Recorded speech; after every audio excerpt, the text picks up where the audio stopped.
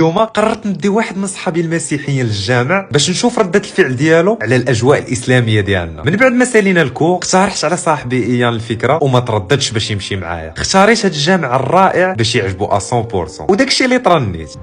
قلت لايان انا خاص نسبقوا الوضوء هو الاول قبل ما ندخلوا للجامع، حيت خاص تكون نقي باش تلاقي الله سبحانه. شرحت ليه شنو خاص يسبق في الوضوء، ومن بعد مشيت معاه دقه دقه حتى توضا.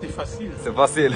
ايان خاصه شي قندوره اللي تجي معاه، وهذا الشيء النيت اللي درت. عطيته قندورتي العزيزه عليا يلبسها، وشوفوا دابا كيولى فرق كبير السي ايان. دابا نقدروا ندخلوا للجامع. اول حاجه خليته يتمعن ويشوف الجماليه ديال بيت الله، والسكوت ديالو دليل على الراحه النفسيه. من بعد وريته كتاب الله القران الكريم، وخدا الوقت الكافي ديالو وهو كيشوف فيه. دست نشرح ليه المحراب والقبله اللي كيصليو بها جميع المسلمين، وهنايا ايان عجبوه هاد الايات القرانيه والطريقه والخط اللي مكتوبين بهم. ما نسيتش انني نهضر ليه شويه على نهار الجمعه عند المسلمين وكيفاش كتكون عندنا صلاه الجمعه. ودابا قلت غنصلي قدامه ونخليه يركز معايا، وفعلا بقى متبع معايا. ريحنا وهضرنا في بزاف ديال الحوايج حتى قرب اذان المغرب، وانا نمشي انا وايان لمائده الرحمن باش نوريه الكرم ديال المسلمين. وما يمكنش شحال عجبوه الاجواء. من بعد ما صليت المغرب بغيت نسمع اخر كلمه من عند صاحبي. J'ai un petit cadeau pour vous. Ah.